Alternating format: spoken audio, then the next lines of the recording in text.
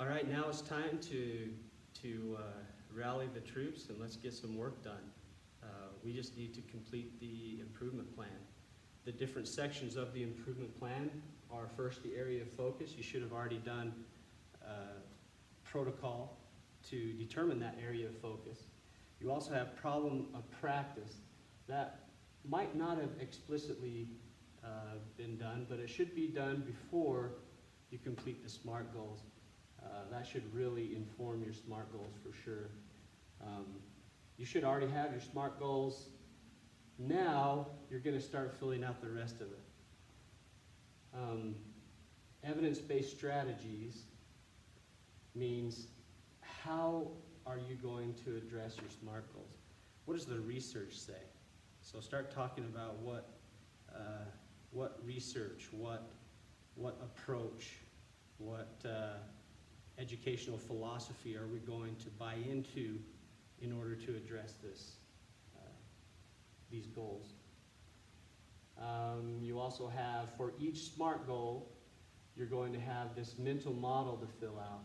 Now this mental model is not intended to take forever.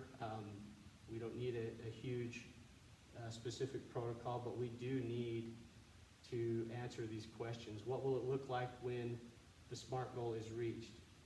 And how will we know when the academic SMART goal has been achieved? Those are very, very important.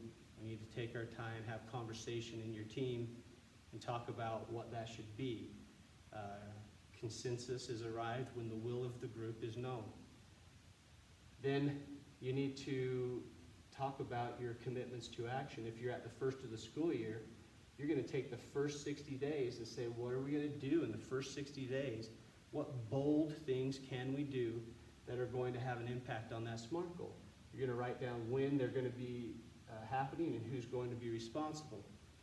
This ought to be reviewed at the beginning of your PLC meetings or your team meetings every time you meet.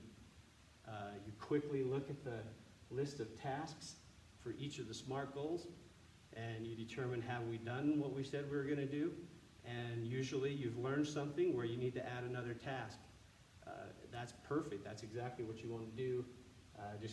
This is supposed to be a living document, and these tasks just continue to grow.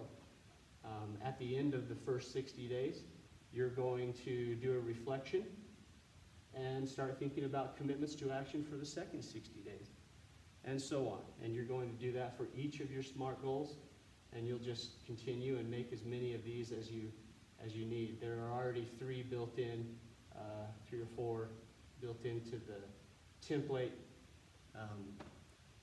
This plan is going to drive what you do. So again, at the beginning of every PLC meeting, every team meeting, you should be reviewing, not necessarily the whole thing, you should be very familiar with it, but definitely the tasks, marking off those that are completed, adding new ones that occur to you.